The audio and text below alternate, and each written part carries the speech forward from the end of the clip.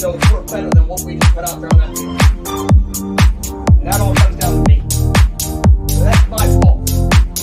And I'm going to do a better job in preparing you. I'm going to do a better job in continuing to push the standard. I'm going to do a better job. I'm trying to put you guys in a position to go play with speed and confidence. Boy, that intro is getting old. I'll tell you what. We're waiting to see it. You still waiting, Mike? You still waiting to see better? We'll settle for younger for right now. Settle for more feisty, a little bit more fire. I got a freaking flamethrower there on the thumbnail because we need a spark. We need it bad. Yeah. You saw her last night if you were on the Renegade roast, but making her Renegade rundown debut is a beautiful and amazing Jen Santee, aka at Jen Santee 1890. You can find her on X. Welcome back, Jen. It just was not the same without you. Luckily, it was kind of like, I guess, the worst, like the best time ever to take off. I took advantage. I took a few shows off as well. Are you feeling a little better? I know you're not great. Are you feeling a little better? I know it's, it's still tough.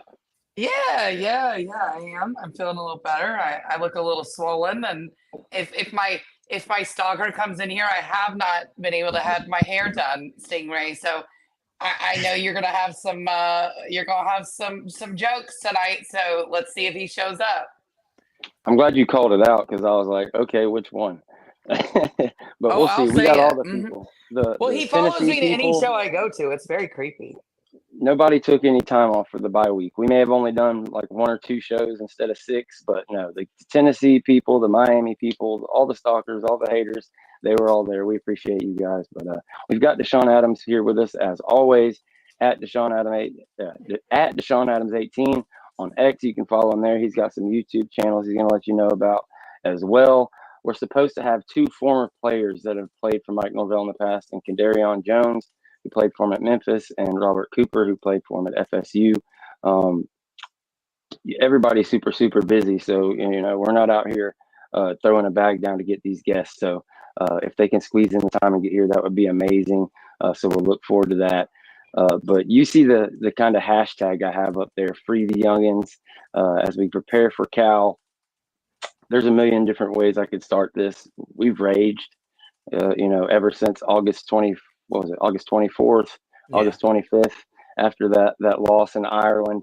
It's just kind of gotten worse and worse from there. Everything's covered. There's nothing that we haven't covered as far as the negatives and what needs to get fixed. But the biggest thing is building towards the future. And when do you make that switch to, go with Brock Glenn, get some of these younger players out there, sit some of these upperclassmen that aren't putting forth the effort. There's an ability when you're a senior, when you're a 22, 23-year-old guy, like you can go through it 80% and it's not obvious that you're necessarily loafing or but there is something missing. Like these level athletes, they don't get pushed back by Boston College, Memphis, Georgia Tech, things of that nature. And it becomes obvious when you see people get put in that position and do give the effort. When you see Edwin Joseph, even though he gets a penalty, you see him flying down on special teams. When you see with the way that Juice Cryer is just playing all over the field, and you hear what he's saying in his press conferences and things of that nature. When you hear the reports of practice today, Brock sounds like he was moving around and being that guy again at practice. So yeah, just that's kind of the conversation about the youth movement and everything today. Unfortunately, from the sound of how everybody talks, from listening to Malik Benson talk, Hakeem Williams talk, Mike Norvell talk, it sure sounds like DJU is going to be that guy, as I've kind of warned. Alex Atkins missing the first 3 games in hindsight could end up being like the worst possible freaking thing that could ever happen. Because now you lose these 3 games, and it's like what I've said all along. Like it feels like Mike wants to give him a chance. Let's ride with DJU, get our offensive coordinator in here, see what we can have, see what happens. And it's like, I get it. And I'll almost be in the most level-headed and logical as I can, let that fly through the first half. But the screams for Brock Glenn and these younger guys are getting louder and louder and louder as our guy, I can't speak today, Kedarian Jones joins the chat, and I will shut up for a second.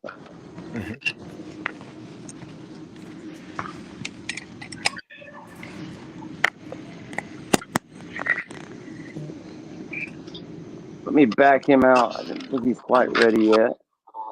and then we'll bring him back up in just a second. But I guess Jen, take it from there. How are you feeling about this current situation on your debut return? Do you mean being winless after 3 games? How am I feeling? How am I feeling? Well, I just put all the context out there. I mean, I We've get already it. I raised. get it. I get it. But It's a very broad question, but how am I you feeling? know, the youth For movement. anybody that says I gave up or whatever with the team or didn't support, you know what? Yeah, I did give up after what I saw versus Georgia Tech. It wasn't going to be good when you played Boston College. It wasn't going to be good when you saw what you saw against Boston College when you played Memphis. This was already written in stone. It's not my fault it happened. It's very disappointing.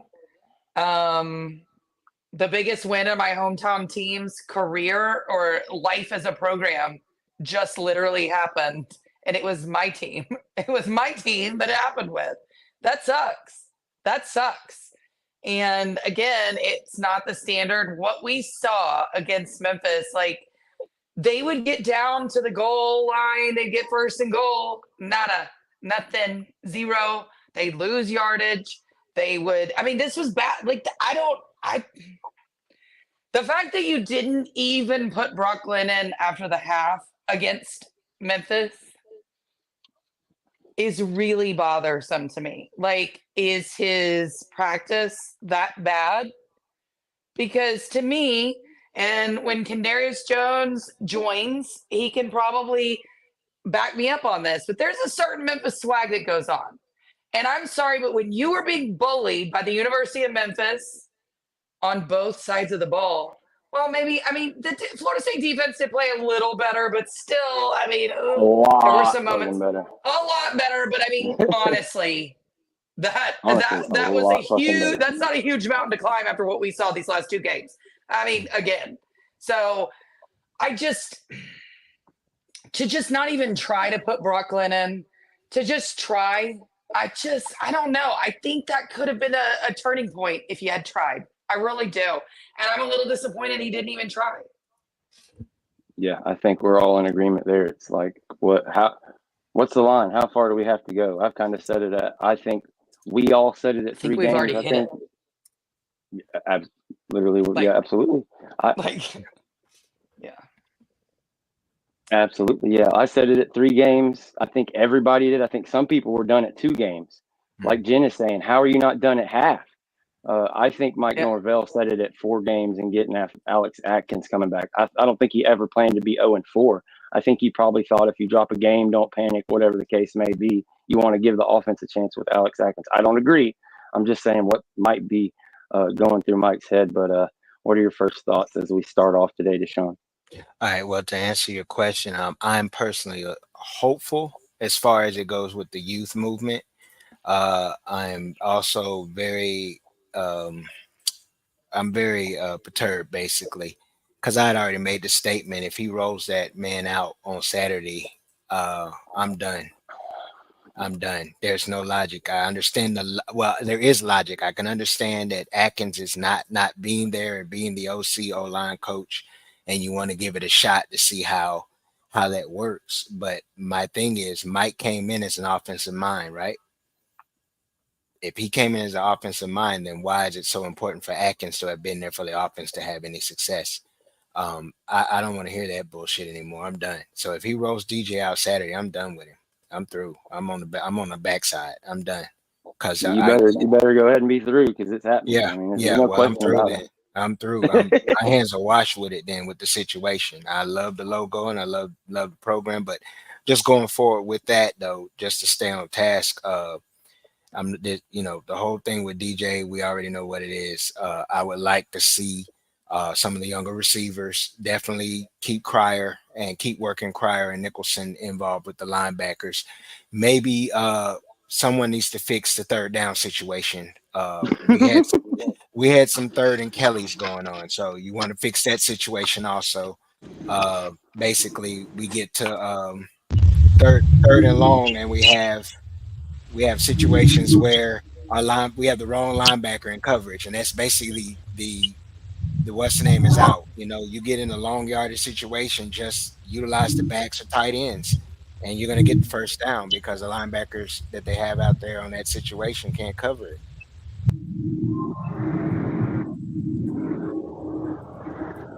Yeah, I don't know. There is something crazy going on. I'm just gonna mute you real quick. Give it a second, and I'm gonna introduce you in a second, and I'll unmute it. But yeah, I agree exactly with what you said. Like that's my feelings, except for the part about being done, just because I kind of felt and been calling this all along. I hate it. I don't agree with it, but it is what it is. I think to answer your question, I think it's the fact that he's also the offensive line coach, and you had 2 tackles out. You give all the excuses. It doesn't freaking matter. But again, we can only rage about it so long. I mean, you want to just keep saying it over and over and over and over and over and Yeah. over again, or can we talk about solutions and what's going forward as we introduce a guy who got to play for Mike Norvell as a Memphis Tiger? Of all the weeks to bring him on, as I'm struggling to unmute him now. Oh man, this is just going great. There you go. We got you on here. Welcome to the show, Kedarian Jones. Glad to be back. Thankful to be here in the position that we are in. Hey, What do you? I ripped a Memphis shirt last night. I for sure did. Heard that.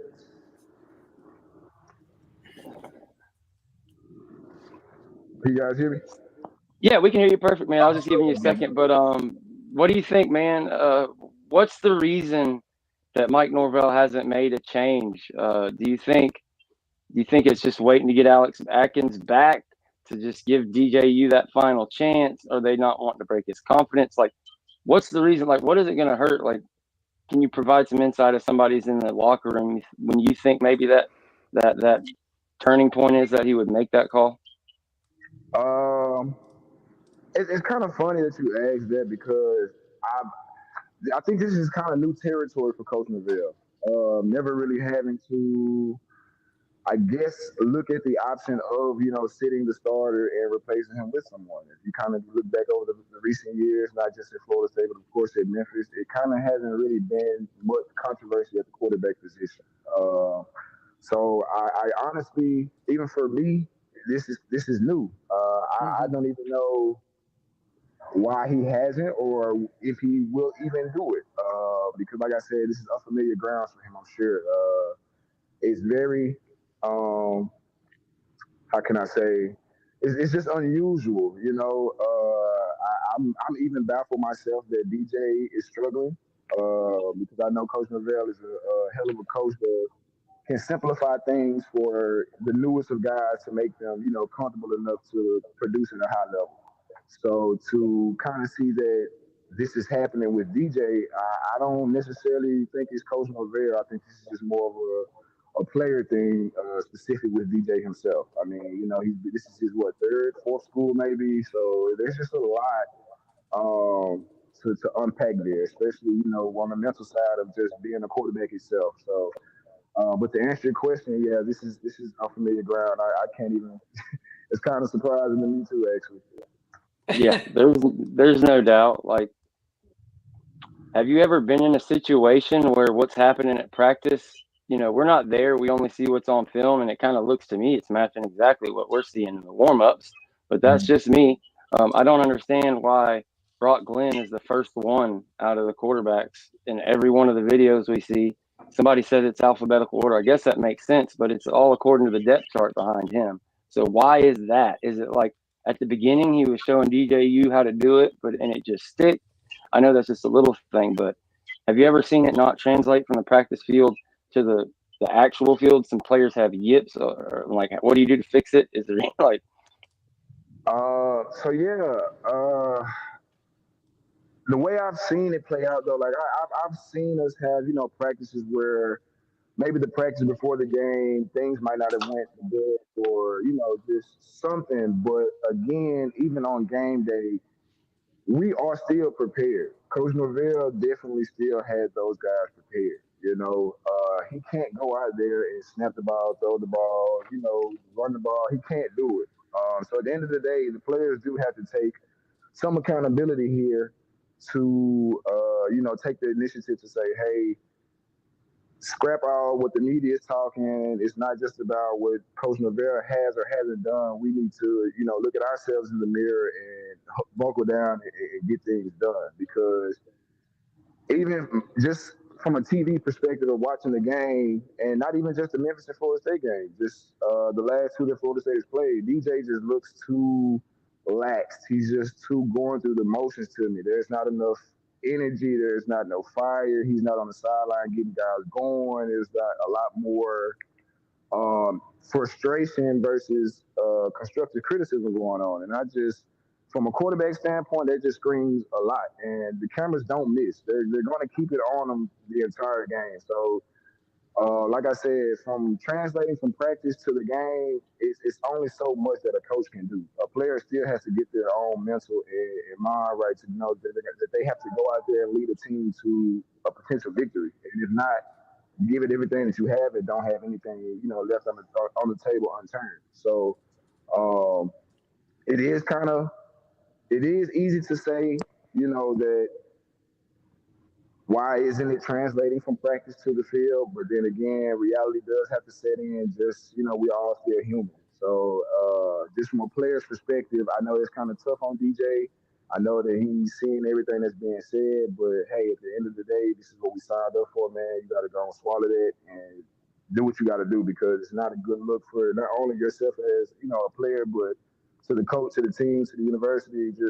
It just keeps going, it just snowballs. So yeah, got to get your mental right before you try to do anything else. Hey, we've all talked about it. It's the streets are talking. X is talking about it. Everybody's writing about it. The youth movement. That's why, let's get the players out there that don't have that are ready to push forward. And I want to get everybody's comment. We can start at Jen and go around to Kedarian last year. What did y'all think of Edwin Joseph? Even if you didn't see it, I'll tell you what happened. He's coming into practice fired up, like he always is, bouncing around, bebopping, and he looks at the camera and says, "If you don't want to be here, get the H out or get the F out," whatever he said. And I thought that was extremely interesting. I know he wasn't talking to media or coaches. He's obviously talking to players. So, it's not just us. It's made its way to the locker room. You fear that you could lose it, but just start with Jen on your comments on that comment and the youth movement. Well, for me, it's nice to see fire, because that's been the problem. I've never seen anything like it. And again, I'm going to say this. Everybody's like, you gave up when the team lost to Georgia Tech. No, I saw zero fire. And zero fire losing to a team like Georgia Tech, who then turned around and lost, sorry, but they did. This wasn't a world beater team, and you shouldn't have lost that way. And it was bad. And not only did you lose that way, but the thing about the Georgia Tech game for me was, had Georgia Tech missed that field goal, you would have gone into overtime and Florida State would have won. I think they would have won that game. They were finally figuring out, surprise, surprise, throwing it over the middle actually worked against Georgia Tech. It was actually working. So I think they would have won that game.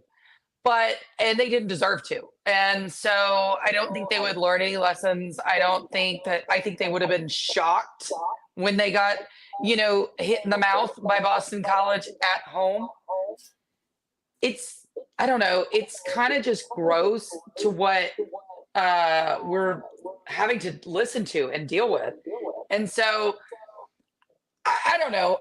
For me, I'm just glad to have seen the fire, at least a little bit, because we haven't seen that.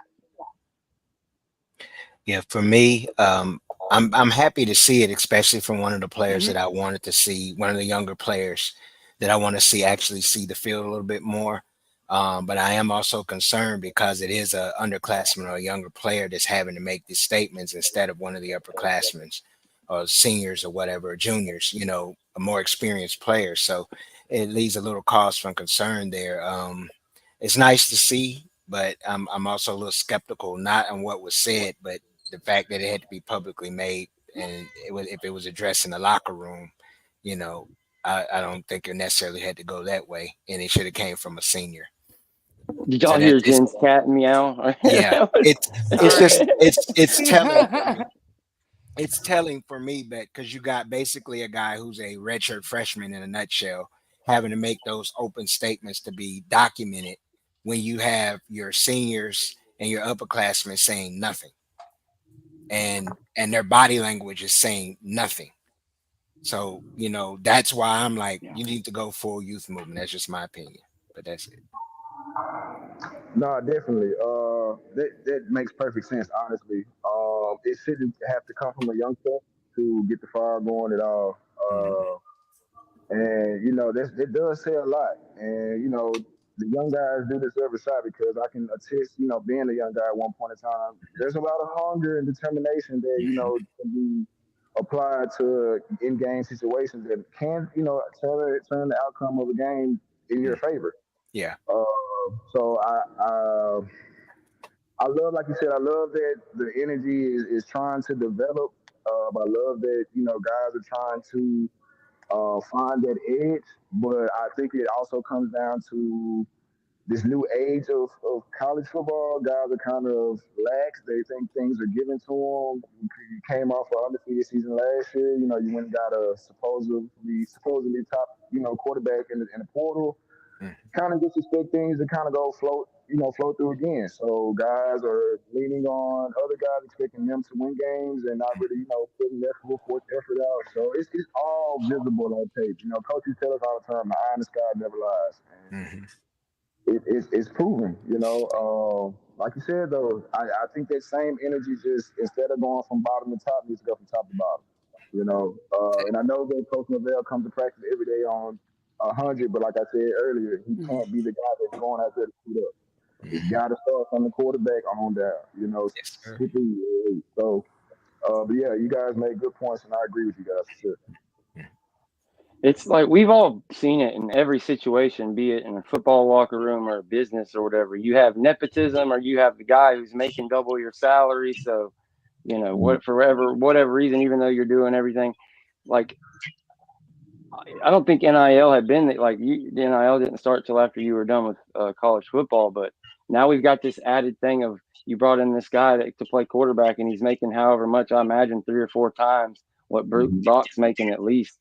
You Mhm. think that would play into it at all? Do you think Mike would ever let something like that creep into it all through the pressures that be through a paycheck and things of that nature? It's not a pay to play, but there's a bit of trust. I mean, that obviously plays into it to some degree, but like again, like what is it? Are we gonna have to get to 0-6 for Brock to get snaps or what? And we can just go around the other way with this one.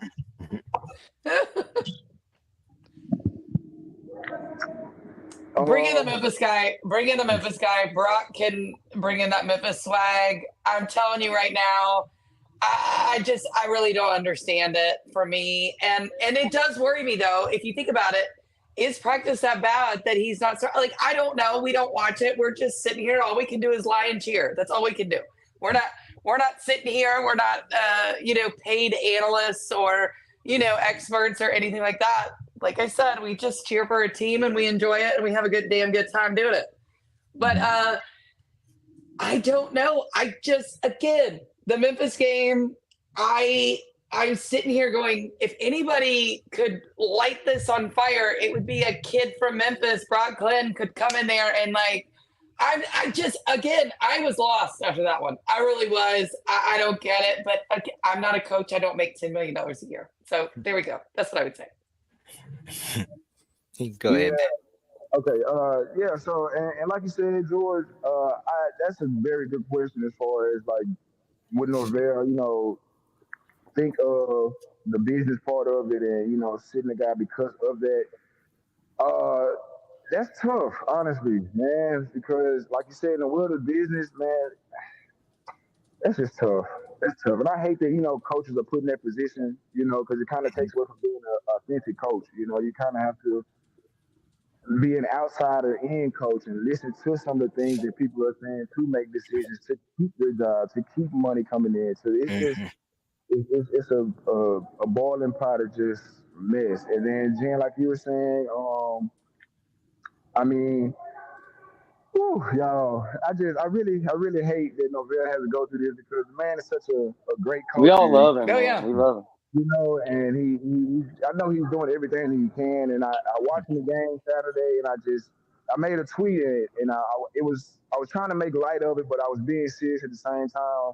The composure that he held Saturday was bar none because I've seen Coach Yeah. Lavelle like lose his top. And sometimes losing your top might get that ball rolling. And Mm-hmm. to see him more reserved, I think that has a lot to do with that money situation. Like Okay. if I do what I need to do and sit you, then I'm gonna have to hear all this about, well, why are we paying all this money to this guy and he's not Mm-hmm. playing. So it's just a bad mix, man. It's a bad setup. I don't think people really saw the other side of Mm-hmm. allowing players to get paid. What we've been pushing for, yeah, it's a good thing, but I don't think that it was really broken down and looked at to where everybody has a fair shot at things. Because if a Yeah. guy like DJ tanks this season and or you guys, what I'm saying, don't at least go 10-3 or 9-3. Mm-hmm. Then you start talking about a hot seat. Then you start talking about Mm-hmm. this, that, and the third. So it's just like, where have we gone with this whole football thing? But, yeah, yeah. But Kendarius, you know what I'm talking about with that Memphis swag, though. You know what I'm talking about. You No, know what I'm talking about. that's what I was going at too. Yeah. I think not even I think I know Brock Glenn is gonna have that fire, and you Mhm. can quote me here first. I truly believe that Brock Glenn and Seth Hennigan are compatible. Oh, Mm-hmm. yeah. How much does Brock's mobility, like how much could that help in Mike Norvell's A offense lot. over what you've seen from Oh, DJU thus far? a lot, because the way Coach Norvell run his offense, if a quarterback can run, we used to call him a 12th man on the field. Mm-hmm. You can't prepare for that. Like it's even if it's a 5 to 6 yard game, when he takes it, we'll take it. It makes the down and distance a lot shorter, like a lot more manageable. Makes the game manageable. It has the defense on edge. Like it definitely helps. Mm-hmm. DJ is he's a mobile quarterback though. That's why I'm kind of shocked at a lot of things that he takes sacks or he throws. That if you don't have the confidence in throwing it, just please take off. Like don't take the sack. Don't take anything that's detrimental to what we're trying to accomplish. Just run. But to answer the question though, yes, a mobile quarterback would definitely help his offense a lot. Okay. Deshaun, we'll start with you. I want to let you guys, ask questions Well, to get Kedarian or, get a takeoff, okay. whatever, and then Jen Well, after. I'll get a takeoff because Kedarian basically asked my question, and in so many words, he answered the question. He did. He answered my question by basically I was gonna ask, is Coach Norvell a motherfucker? And the reason why I say that is Kirby's a motherfucker. I've said this before. Nick is a motherfucker. Is he that type of coach? Because those are the ones who win national championships. You got to be that kind of coach. You hate to say it, but you got to make those tough decisions. And to be fair, I mean, I would say that a lot of the fan base is starting to ask, is he that type of coach? And to answer that, yes. 10 times out of 10, I'm gonna answer that question. Yes, Mm-hmm. Coach Norvell is very much that guy. Mm-hmm. Which is like I said, like you said, I answered him being Yeah. reserved Saturday was very much shocking to me because, like I said, I've seen this guy rip. I'm Mm-hmm. talking rip people in the Mm-hmm. most respectful way, though. Not nothing just a coach. Yeah. Mm-hmm. After he done so, as he did so, either that player, specific player, got his head out his ass and did what Mm-hmm. he needed to do, or us as a team collectively got our shit together, excuse my language, and did what we had to do. It Mm-hmm. takes that sometimes. So I don't know if he's kind of over it because he knows his hands are kind of tied with the whole DJ Mm-hmm. money situation, and he's just kind of like, I don't want to say he's over it, Mm-hmm. but that would kind of be the terminology I would use. Like, Okay. understandably so, though. It's like I say again, these days being a head coach at that level is so much different and so much more difficult than it has been. So, Yeah. hey, I have a take on that somewhat. And people have asked, what happened to that fire? Like, if somebody got a personal foul, we saw Deuce Spann get it one year. He's got him by the face mask and getting after his butt. You make a mistake that wasn't, just a getting beat by somebody. He does not let it slide. And you haven't seen that this year. To me, it looks like I think he just understands that's just not what they need. Like, he feels like if he jumps on DJU or any of these guys' butt like that after one of these mistakes, they're just Mm-hmm. going to completely crumble and fall apart. And that's just another reason to bring in the youngins. But I want to know, who are some guys? Is there a specific young guy that you have hope for that you'd like to see get more playing time than what you've seen so far? I know I've got a couple. I know Deshaun's got a couple that we haven't already named. um, me specifically, I'm gonna say Brock. Just because, like I said, man, me being a former receiver, I know that it starts there.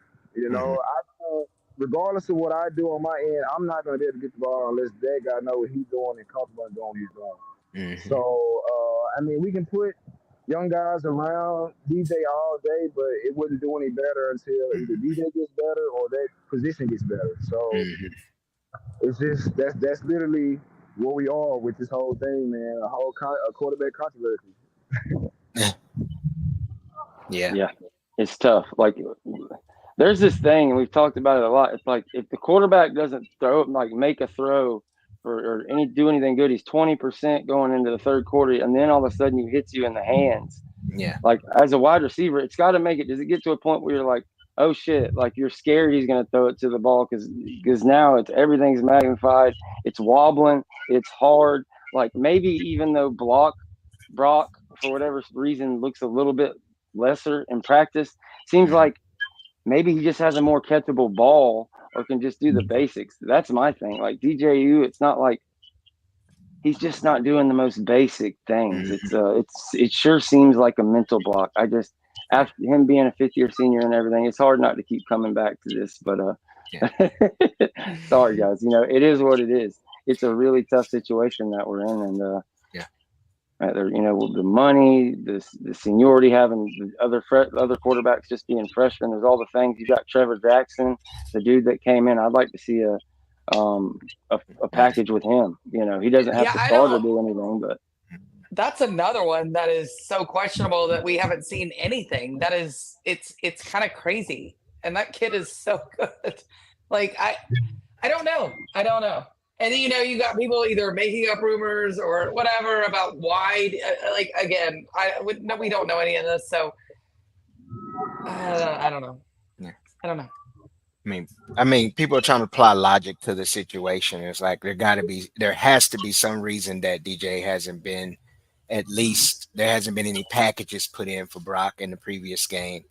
But me personally, I'm at this point with the Brock DJ. You can put my key Glock on, you can put my Memphis juke. Let me get the 666 rolling and put the Memphis kid out there.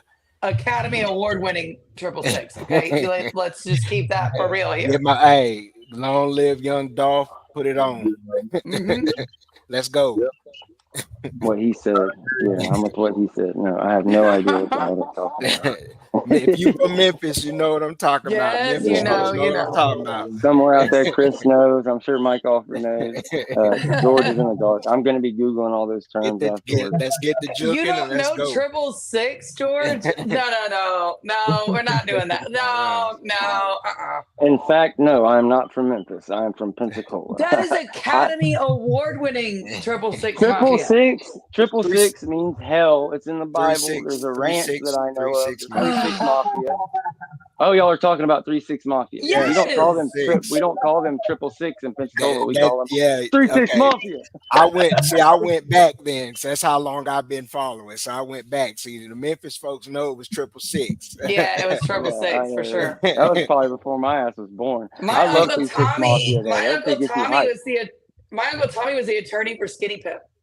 They have a song that it's like I got dogs barking at my ass. I'm the neighborhood pickle slinger. And when I heard those lyrics, I was like a freshman in high school, and I was like, this is my group. Like, what the fuck are these guys talking about? First time you ever smoked riding around with your friends and you hear that? Oh, I'm going to stop now. But I do want to talk about some positive stuff. Talk about some dogs. Talking about some dogs on defense. The same conversation that we had about the quarterback and NIL and Brock and all that. We've been saying this consistently. I know we've been talking about it on the show. Other people have talked about it. Lolo Haya has consistently been the best guy at setting the edge, and even as probably the best pass rusher as well. They're over there on that side. You've got Patrick Payton and Marvin Jones Jr. both starting. Both these upperclassmen that are getting their effort called into question. I mean, even by their own, like Marvin Jones Sr. ain't going to cut him no slack. He'll call it into question on the timeline. So both getting it, it is what it is. Making the jokes about Pat looking fat and walking real slow as the younger players are blowing by and all fired up. Like, it is what it is. You're making money. You're playing. Like, I love all these guys. we made all these expectations and said all these things because we've seen them play for 3 years since they got here. This isn't out of like, we just can't bury our heads in the sand. We got to talk about it. So again, what we've said on this show, and I've heard other people talk about it, why don't you start 13 and put an or between 11 or 7, because they're basically the same player right now, both struggling. So what's the problem with that? And it seems to me the only damn answer could be NIL money and star status, because that NJJ's got that. So since Jen's down right now, we'll start at Kedarian and work our way around with that conversation. Yeah, man, like you basically answered it. I mean, the NIL thing is just it's ludicrous almost, man. Like, as much as I support, guys making the money from their play, I just think that it's taking a love away from the game a little bit. I actually had a talk with one of my players at practice not too long ago, and he was basically saying, he wants to go to the NFL just for the money. Like, nothing wrong with that. I understand. I get it. I know your reason behind, like, you want to, turn your family around, et cetera, et cetera. But at the same time, your reason behind why isn't going to support your success. You know what I'm saying? Like, because you don't love the game, because you truly don't want to come out here and give it your all, play in and play out. This is why you're going to shortchange yourself when it comes to getting to the NFL, winning a football game, winning a rep, anything of that nature. You have to love what you do to get the most out of it. So I feel like the NIL is kind of taking a little bit of that motivation to play out of it. They're, like you said, they're making money. They're in Florida. They're by the beach. They're living. Like, it's beautiful. They haven't. They're from high school. They've grown into that. Like, it's just it's a tough world we live in with this, man. It really is. Yeah. And I just, like I say, you gotta love it to get the most out of it. And I think a lot of guys right now with making money and then seeing that, they're 0-3, it's just a lot of, negative things that's on their mind, and they're cool with it. They're complacent, So I don't want to be long drawn about it, but I think that's, that's what it is. Just a lot of complacency going on. Yeah.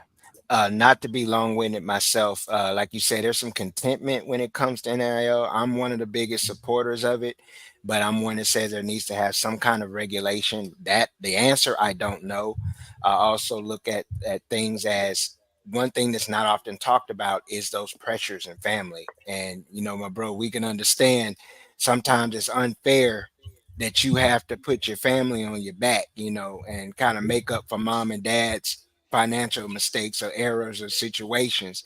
But it is what it is, and and you're not going to bail on your peoples. So it brings an undue pressure at times in that situation, just to throw that out there.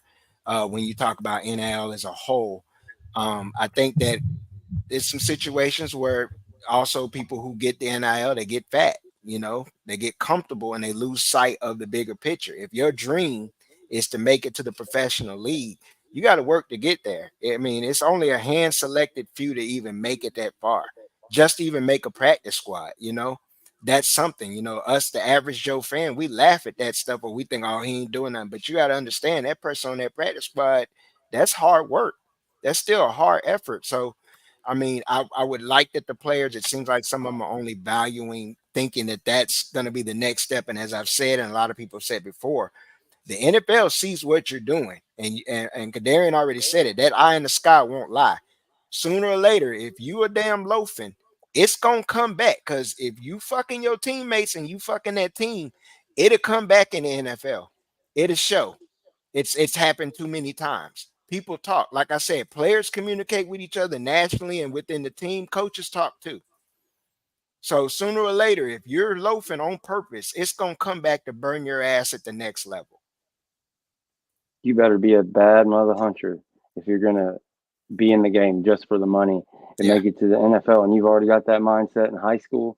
Like Jay Cutler was just like an athletic, anomaly. There's a couple other guys you can talk about that didn't really have a love for the game. But Jen, thoughts or anything that any topics you want to bring up or whatever? I mean, it's like your birthday, so whatever, you can cry, do whatever you want to do. But we got Kedarian on. We've talked a little bit about the defense. There's plenty of guys. So after you, I'm gonna brag on some of the young defensive guys. But the floor is yours. So I don't know. I guess for me, I have no issue with NIL. I have no issue with these kids getting paid. paid. But what I have an issue with is as soon as you get paid, you still got to keep it up. So should you have some sort of bonus system? Should you have a system of, hey, if you aren't cutting it, you ain't getting the money anymore? Because it does seem like they're getting this huge payday up front and then deciding, hey, I don't have to show up for work, right?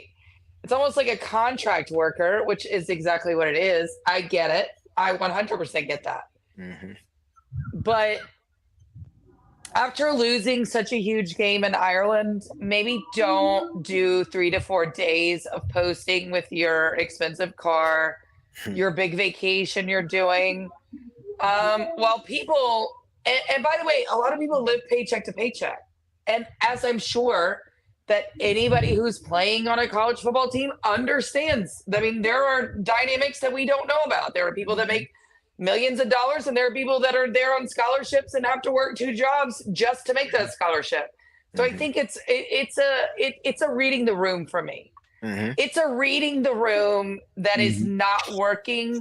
You have people that are paying into these NIL funds, you know, and maybe it's not a lot to some, but $55 to some people is a lot, you know, like, and so just to discount that because someone's financial situation is different, I think taking $20 a month from someone who works a minimum wage job is way more important than taking $150 from someone who doesn't, you know? And I think just discounting those people's opinion is wrong. And I mean, they're basically giving you so much of their paycheck. I know it doesn't sound like a lot, but they really are. They really are. And that's what you have to understand. And some of these players, I don't know that they're getting it right now. They're like talking about, I'm being hated on. I'm this, I'm that. I get it. And I don't want to hate on a 18-year-old kid either. But when you're now being paid, you're now an employee. And it is what it is. You're going to get hate. Like, you got to show up, show some fire, show something. Show me something. Show me state. I need the show me state. Who's the show me state again? Missouri. Show me. Yeah. We're not mad at the 18-year-olds. No. We want to see those jokers. You're fair game if you're over 21. So we're going to talk all the shit we want. And you also said, what was it? You said something about somebody getting laid. No, I'm with you. We don't need the players getting laid right now. We need that until we get a win. The way, all the females, close your legs. Close your legs. Close your legs in Tallahassee. I had to get that in, Deshaun. Sorry. Close them. Every last one of you. And I'm going to say this because as the girl on the panel, I can say this without being called a misogynist. Okay. Females, I know you don't care about the football game, but we do. We do.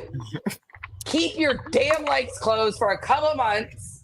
Make them work for it. It'll show you some self-respect too. Maybe they'll give you a ring or something out of it. But just listen to me. Listen to me. Stop messing up my football team and giving it up on Friday nights. And y'all know who you are. You know who you are. I think I speak for everybody, all the fans out there. And I'm sure even Kedarian probably, like the biggest issue as we've talked about it, all the reasons, all the things, is just you keep watching young player after young player step in. Shaheem's injured or suspended or whatever the case may be. KJ Kirkland came in, and with him and Hussey back there, both sophomores or some version of them, whether it's redshirt freshman or whatever the case may be, best play at safety we've had all year. We've seen Edwin Joseph actually make tackles better than anybody else. Fintrell and AZ, especially AZ, like just hasn't been it. I love the guy. I don't know what it is, but it's just consistently the young guys are getting in and playing with a different level of effort and actually being assignment sound. Like there's no reason that 2 freshman linebackers are far and away your most assignment sound players. When you've had guys on campus for years and years, and this supposed guy who's been coaching and was a head coach and a coordinator, and Randy Shannon, not to beat that damn drum again. I think it's just what we talked about at the beginning, not to throw any shade on Memphis. We love Memphis and everything. It's just a little different. At Florida State, this isn't Arizona State. You're supposed to be good every year. And that line of when it's time for people to start getting fired, It may be the end of the year everywhere else, but here you may have to make an example out of somebody 4 games in to get everybody else walking on eggshells. You may have to promote somebody. You may have to bench a player early, be done with somebody. And Tiny Hat, I know you got the link because I put it in the group chat. My phone's dead on the call in. So if you want to jump in and do a rant, you're more than welcome. But he jumped in with a $5 super chat. Our guy, Ender Pope on Twitter, you can find him. I need one of these ladies to find the 1,000 bottles of baby oil in number 5 and number 6 apartment so they can blackmail him into playing better. Harder. He said harder. Oh, that's no pun intended. No pun intended. No Diddy, all that stuff. I was going to try to avoid that coming up on this show. Nah, man. We can't really speak funny, of it all. Yeah, I can't speak to that. No, I'll speak to one more thing with the NFL. It's like with the way the college football has become now, man. The expectation is just that, and that's at every university because every university has some level of NIL. So those players who have NIL deals, they have to take on the mindset of a man's mentality now. Just like if you were in the league, you got to be able to play with that contract, not just to get the contract. You got to be able to show up every Saturday, every Thursday or whatever night you're playing or day you're playing. You got to show up and be consistent, especially if you are one of the high dollar players on the team, on the roster. It's expectation. And I'm not just speaking for Florida State. I know we're Florida State centric. It's just football in general. With the way college football is now, the expectation is there for every high level player who's getting NIL deals and who has a status on the team to meet that standard. And we're not. That's exactly what we've spoken to. They're not meeting the standard NIL wise or at FSU, they're not meeting the standard. None of the players, even the players Tiny had brought up, they're not necessarily meeting the standard consistently. Mm-hmm. I've got a couple questions for Kedarian that I just remembered before you get out here. Because you mentioned you played wide receiver at Memphis. Mm-hmm. First of all, was Alex Atkins there at your time there?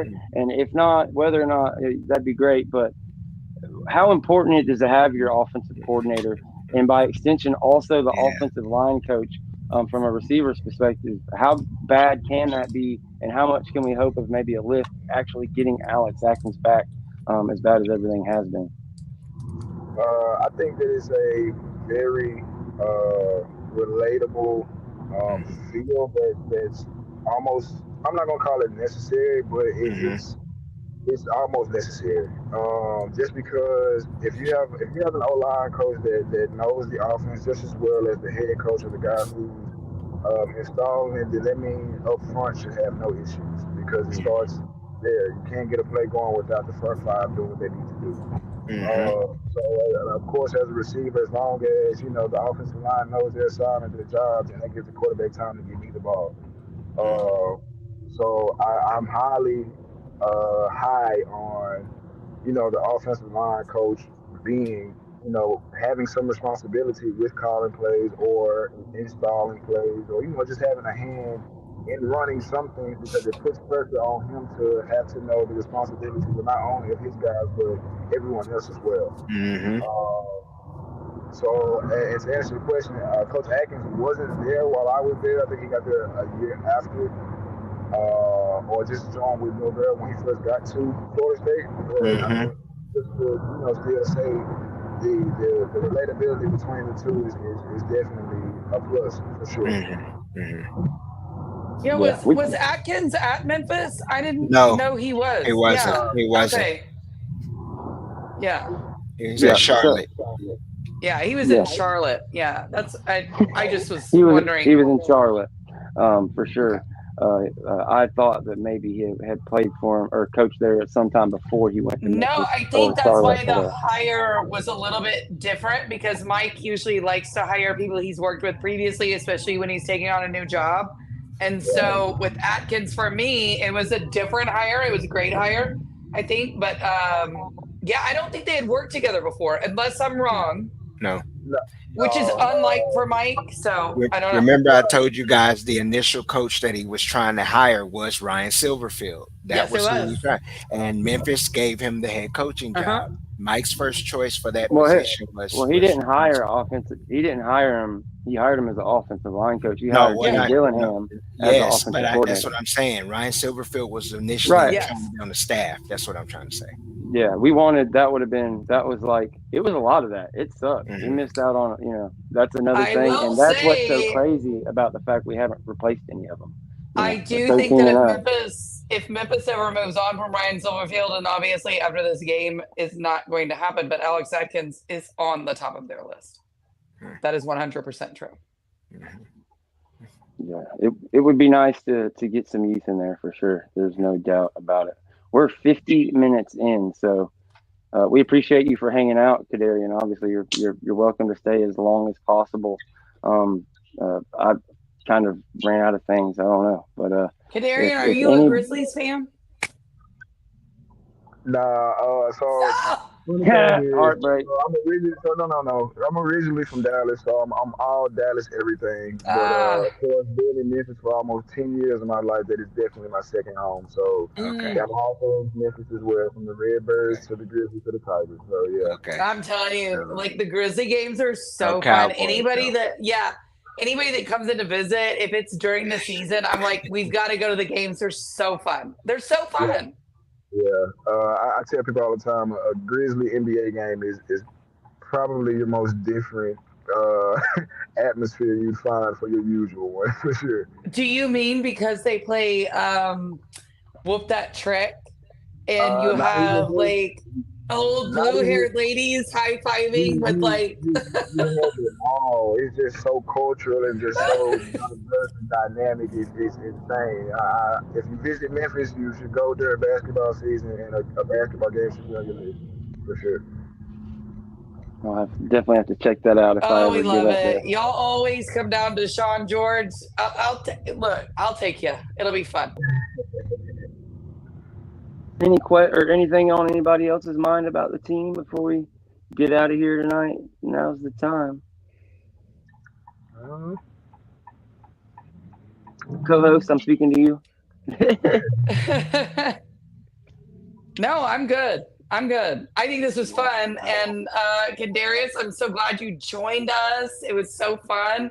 And, anytime we go, like, the Memphis games are about to be popping here, so you're not going to be able to get tickets. I can tell you that right now. I will be there homecoming. Are you going to come in for homecoming? So I think Memphis is going to be a G5 team that might make it to the playoffs this year. I really do. This was the toughest game on their schedule. It was a game they were supposed to lose and still make it to the playoffs, and they won it. Yeah. I don't know. This could be an interesting year for that team. It's not going to be an interesting year for Georgia Tech or Boston College, guys. It's not. So those losses are not helping your schedule at all. The Memphis loss might, because I think Memphis might make it to the playoffs. I'm just saying. I don't know that they lose a game. I don't know. I agree. The way the schedule is shaped up, I wholeheartedly agree. And I mean, it's deserving though, because I mean, I'm pretty sure Coach Silverfield has said too. I mean, he's obviously been a coach a way long time, but still, I know he's learned a lot from Coach Norvell, man. And yep. Their success is definitely, translated from being under him a little bit. And, you can't do anything but kind of clap for the guy. Yeah. So I mean, he won the game. The team won the game. A lot of Florida State fans didn't think they could. I got flamed for being like, I am not making a prediction here because I don't want to. I know I'm going to get flamed for it, and I don't want to. And even my co-host on my Monday night shows was just killing me. And last night he was like, yeah, you were right. You were right. I mean, I didn't like to be right. I didn't like it, but I did like it in a certain way. If it makes sense. I did. Because I love Memphis. I love that football program. I think they've been undervalued, overlooked for a long time.